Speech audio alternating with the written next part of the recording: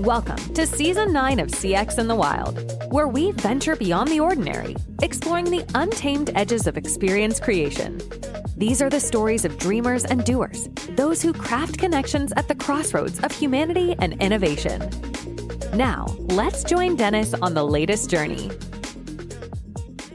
All right, we're here back, CX in the Wild, in Dubai of all places. And I have a very special guest with me, Nams. Namrata is her name, but she lets me call her Nams. And Nams, what we usually do here is just start out by telling us who you are and what's keeping you busy these days. Well, firstly, thank you for having me on this podcast. I've been through a few episodes and it sounds really good. Very excited to be here. Currently heading marketing at TBX Technologies. It's a B2B marketing, B2B SaaS company in the area of aviation software. So we help airlines and travel sellers modernize retailing. And it's quite exciting because while I've personally done a lot of digital transformation in this organization, we help others undergo this digital transformation. And what keeps me busy these days is how do you really understand what our customers want? And how do we keep up with all those changes? Three really big things you just said there. Let's start with modernizing the retail experience in the airline industry. And does that mean in airports or does that mean for transaction of flights? What does that mean? Well, we focus specifically at the moment on air content. So we help airlines sell seats, ancillaries, and all of that through newer technology standards. And these are bought by travel sellers. So we have one line of solutions for airlines, and the second line of solutions is for travel sellers where they can get aggregated air content and ancillaries on one interface. Okay, there's so much to unpack here. You know what? I have been wanting to speak to someone in your industry forever, and this is why I love this show. Okay, first of all, first question, just for clarity. It sounded like what you said is you can aggregate the seats on airplanes and then make that inventory available for portals, online sellers who book tickets. That's one thing. Does it also include in-flight content on those screens or no? All right. No, sorry. I use the word air content because that's what we use in our industry. Okay. But it's very far removed from what you and I call content in marketing and media. Air content basically means seats, baggage, meals, all of that a travel seller could purchase for an end customer on any airline. We work with a specific set of airlines and we work with a specific set of travel sellers. So you are the exact person I wanted to speak to, and I'll tell you why. I've been working on some work in the education industry around the world. And the education industry is very interesting because it has some similarities to what you do in that, let's say you have a college. College has, let's say for our purposes, 10 spots for students, and they get 10,000 applications. What I don't think many people really understand is that those 10 spots are divided up against certain sources. So each source may only have 2 spots. And so there is a behind the scenes infrastructure, a process, a design thinking engine that helps match students and colleges, very much how the airline industry works in that each seller, online seller, may only have access to a certain number of seats on any given airline. Is that true? Well, I think, let me just start by saying that this is a fairly complex area because the area of airline distribution is quite complex.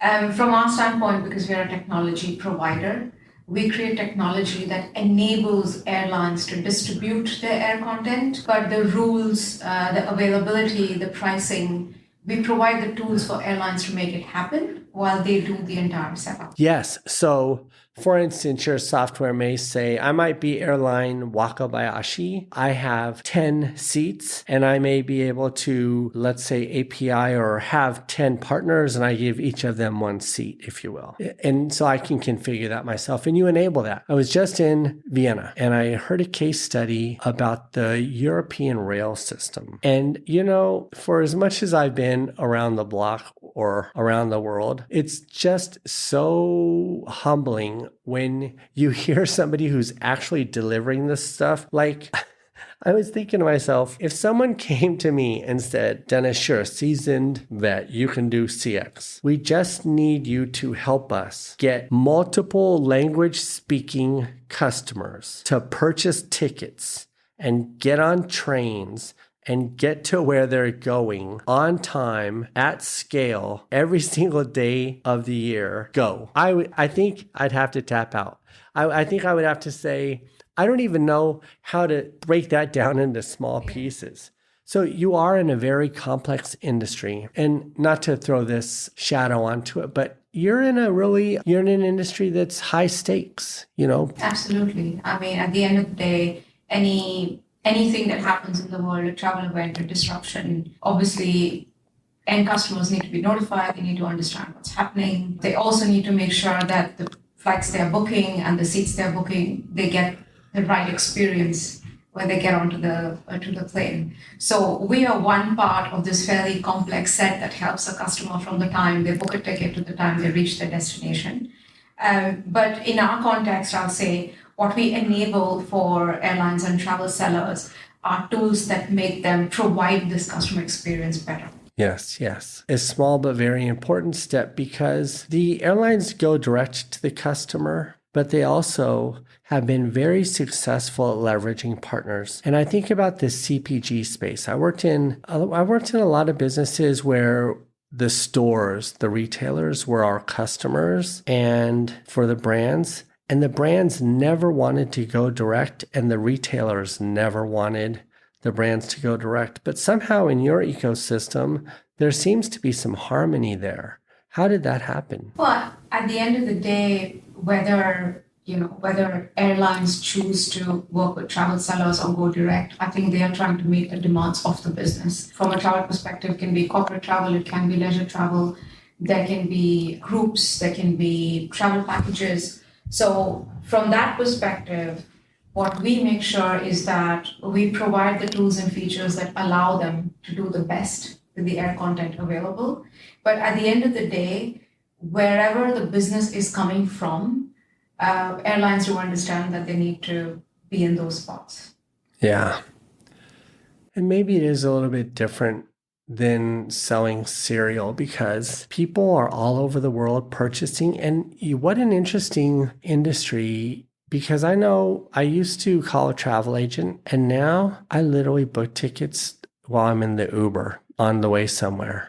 And it's quite a new world where every single person can buy from anywhere all the time. Yeah, absolutely. And that's also where a lot of these modern retailing tools allow airlines to provide these experiences. And they could provide them to a B2B channel or a B2C channel, but they would want to make sure that both channels get the same sort of experience. And then the other thing you said was you're trying to get smarter about customers. Yes. I've been also on a mission to get smarter about customers. You know what I figured out recently? I don't know anything about customers. I thought I was so smart about customers. And then I realized I'm only smart about customers in maybe a time period or on a topic. But the wider your aperture gets, the more diffused your knowledge about customers gets. You've got a huge aperture. But, the thing that's really been freaking me out recently is because on this tour, I've had a chance to go to several different markets. And did you know that, I forget the exact number, but this will illustrate my point, which is 20% of Swiss customers will dump your brand after one bad experience. And so that on its own, okay, anybody could throw that stat out. So I compared it with the global averages. On average, let's just say 50% of customers will stay with you after multiple bad experiences. Half the world is maybe somebody had a bad day, maybe there was a tech problem, maybe there was this or that. But Swiss customers you're done, you're out of here. But then I looked, and just about 20%, so 17% of the entire global audience will dump you after one bad experience. So then I started thinking, I wonder if that whole entire 17% is just Switzerland. But what that tells you is you can't really know a customer, and a culture doesn't necessarily give you the indicator that it wants, especially when you're crossing over borders. I'll tell you, Frankfurt over-indexes in the world for e-commerce B2B purchases over $50,000. with no human interaction. So they also are one of the world's leaders in banking and finance when it comes to AI. So you think about all these conversations you hear about human in the loop, losing our jobs, AI, this or that. Meanwhile, customers in Frankfurt, they're buying $50,000 things using AI and no humans just fine. So it's an interesting thing to try to understand customers. You are also dealing with this. How do you wrap your arms around it? I'm quite a firm believer in doing things the old-fashioned way, which is speaking to customers. So we use data, we use technology, we use artificial intelligence and all these tools in marketing, and that's great. But nothing beats actually talking to a customer and understanding them. Obviously, it's different for a B2B and different for a B2C company. In a B2B company, these deep interviews help us a lot because we are able to really understand where the customer is on that customer journey and what are the pain points that our tool can solve. But not only that, how do we present it in a way that they understand? What's also interesting about B2B SaaS is that while we are trying to understand the customer, the technology or the domain that we operate in is also evolving. So the way airlines were talking about retailing 2 years ago is not the way they talk about retailing today. And certainly the vision towards 2030 is a whole different way of airline retailing. So our technology is catching up. We are trying to understand where the customer is in that life cycle of technology maturity.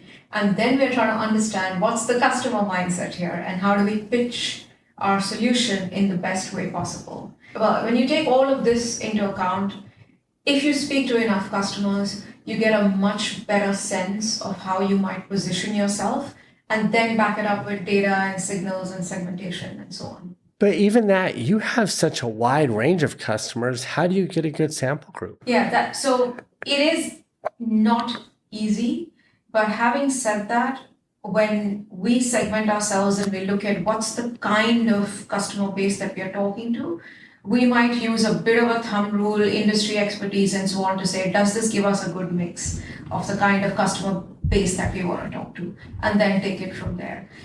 Some of it is science-based in terms of who are the potential customers already in our database, what do we know about them, which are the ones that engage with us more or less.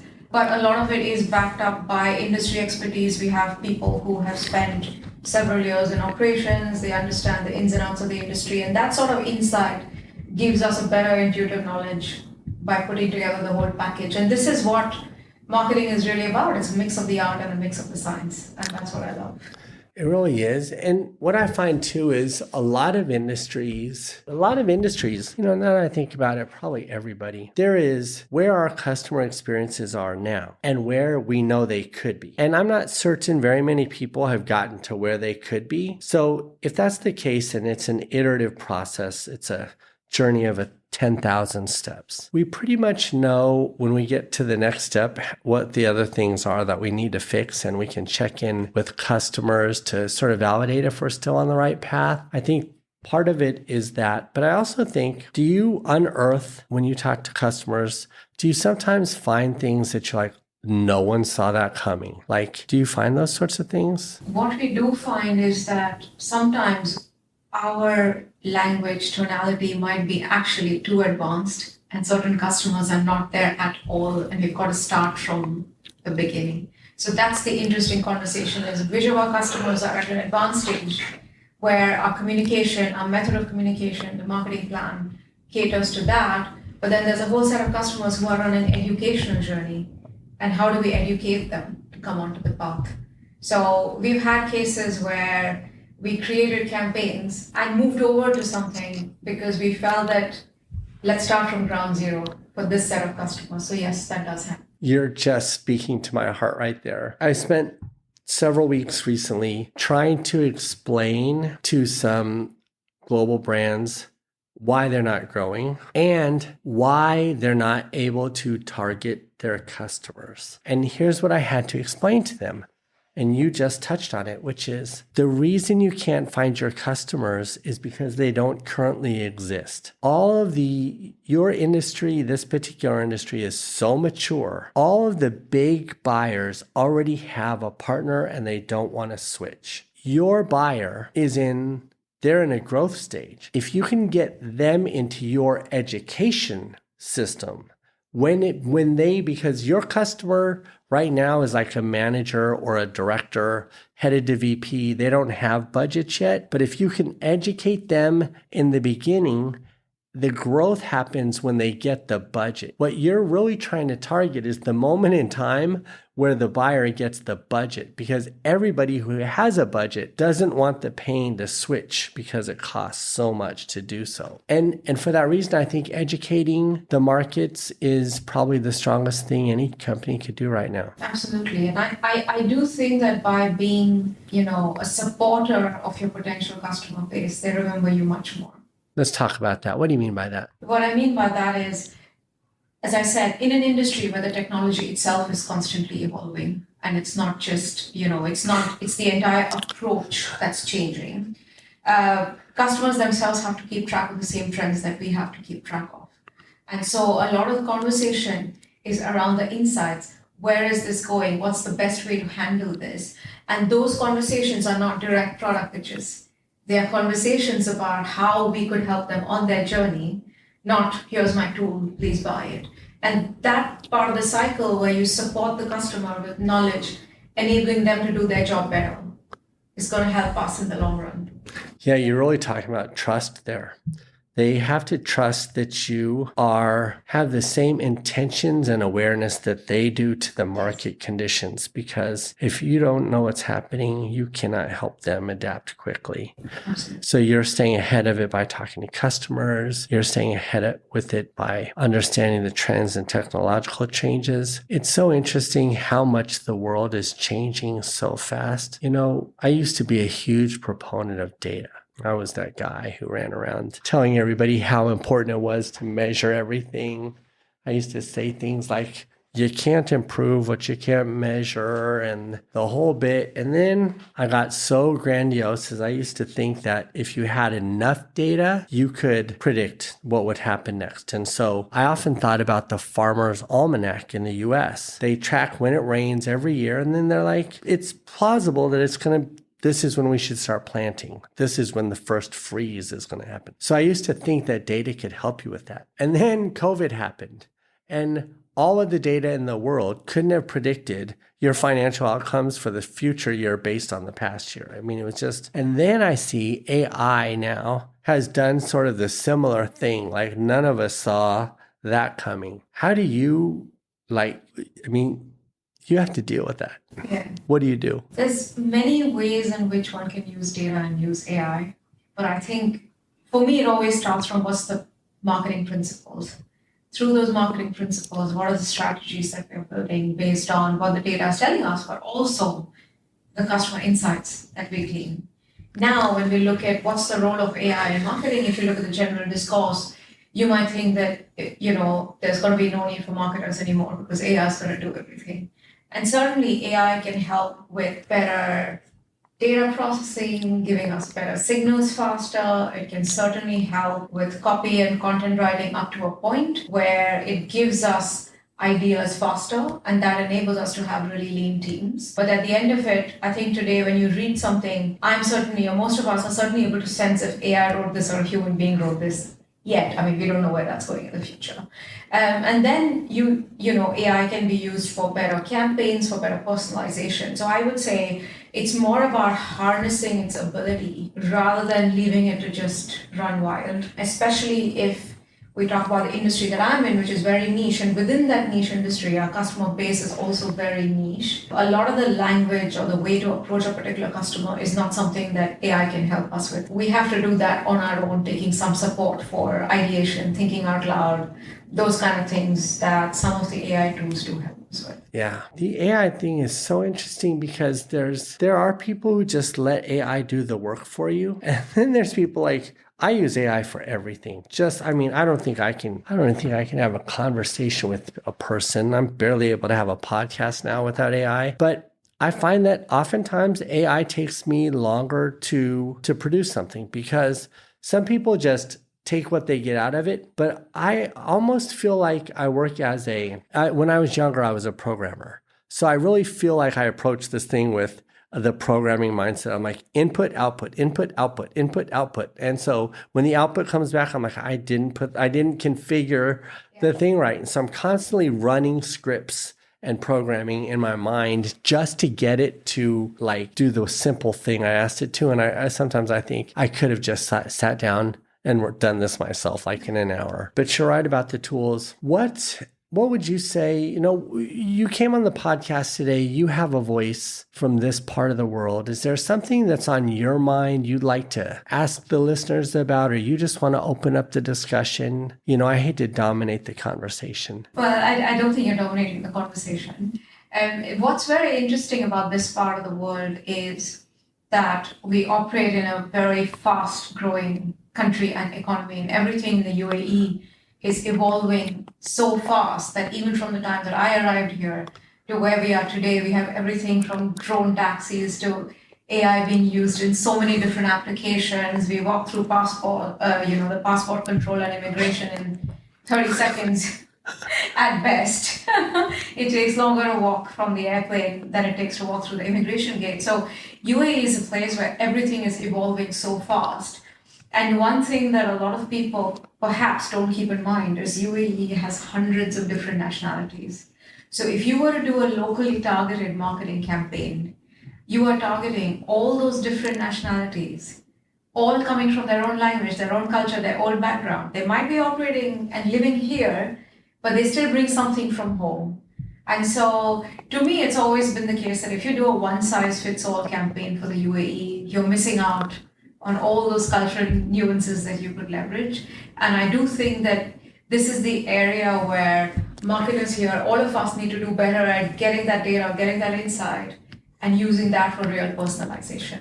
Yes, so true. Dubai is a confluence of a lot of different cultures and languages and targets. And you're right, it is moving fast. When I go around the world, I think of each place, I try to give it its own personality. And when I look at, let's say, innovation, I think the most innovative place in the world when it comes to CX is Africa. And I'll tell you why. When you have a family that is living, let's say a family of 5, off of 250 USD per month, they're very savvy.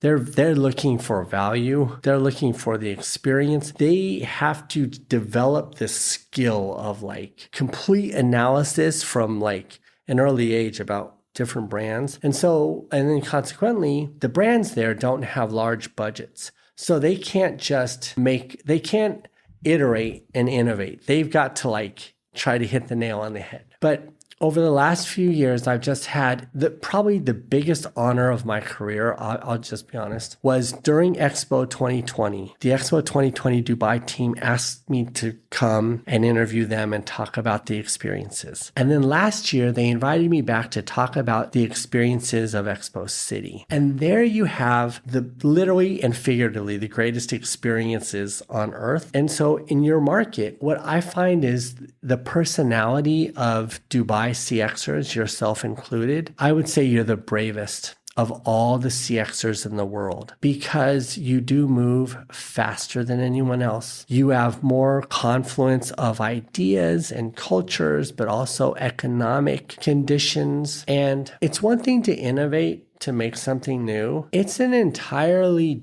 different experience, excuse the pun, when you're here in Dubai and anything can be innovated. And everything can be innovated and all at once. You have to be brave to set out into that future. I mean, you're literally defining the future across so many things. So, I find that here there is an extra sensibility around testing and learning, or curiosity is a big thing here. What do you think is going to happen next here in Dubai? I mean, you're here innovating and changing the world. What's next? What's going to happen in Dubai? Or in customer experience? Yeah. What, from your perspective here, what's the future look like for us in 2025? I actually think that, there was a very famous scene in the movie Minority Report. Yeah. Where Tom Cruise is walking through the mall. Yeah. And through facial recognition, he's being pitched jeans and shirts and things that he wants. And I think if there was one place in the world that could happen, it is this place. There is so much going on. In that area. 100%. There's so much, and and I don't mean that in a creepy way. No. I mean that in a way that and even the way in my past experience of being in retail and hospitality, how much the retail technology is evolving today, how much investment organizations here are putting into understanding their customers better, even when they walk through malls, that all of that can be a reality because we have a national ID, we have a certain way of putting that data together, and we have a way of pitching the right product to the right customer. And that's one of the things that in the past, when I did a big digital transformation project at a retail and hospitality company, was really saying, we have customers who go to our gyms, who buy food or takeaway. They come to our restaurants. They also travel. They buy clothes. Our problem is, how do we understand this one customer and say, okay, you bought clothes today that are winter clothes, you might be traveling. Can we also sell you a suitcase? But how do I know the customer's traveling? So that was all the idea of doing digital transformation and single customer view and building data and insight. And I do think that, someday we're going to see that reality not too far down the line. I'll tell you two things.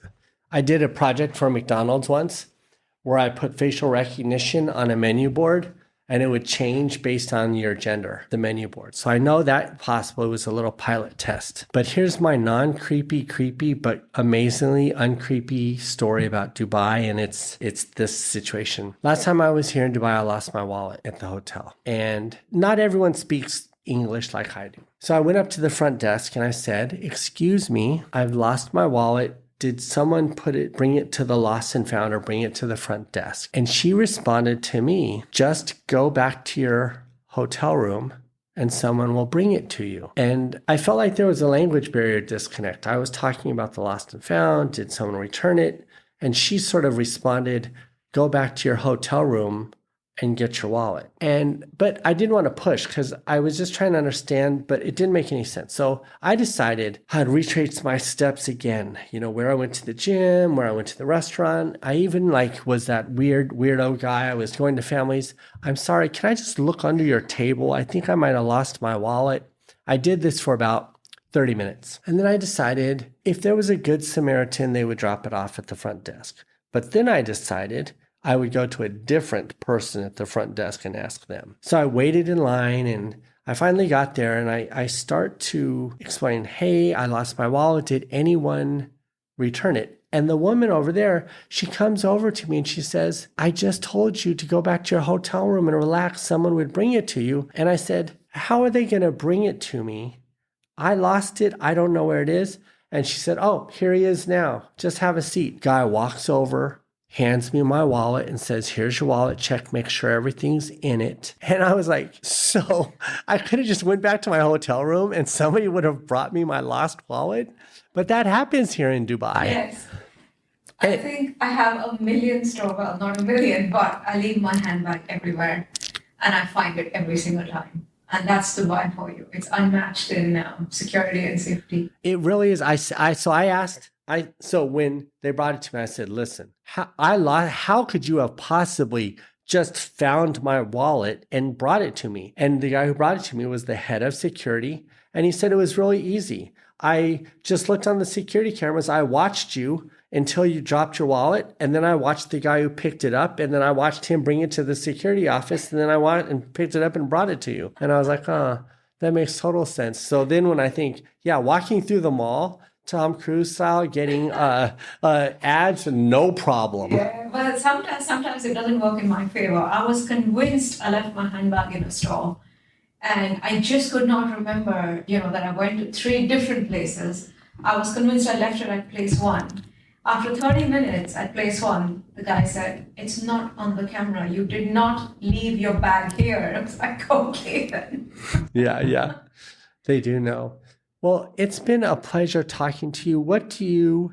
If you had any advice for the rest of the world, what would you say? Advice in marketing, I think, firstly, thank you for this conversation. It's been great. What I would say to people is keep humanity at the core of marketing. Artificial intelligence can only take you so far. You need to apply human emotions, human knowledge, human depth to everything that you do, and always evolve to stay with the customer.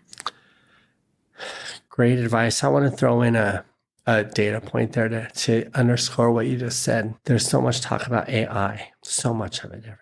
And did you know Japan still creates and manufactures over 47% of the world's robots? I didn't know that. One country dominates the entire world in robot production. And you know what their secret is? They use AI and computer technology to assist humans, is how they do it. They make welding easier. They make this or that or other thing robot easier. But their entire intent was never to replace the human. And that ding dong was like the perfect ending. I'm sure that's our next guest.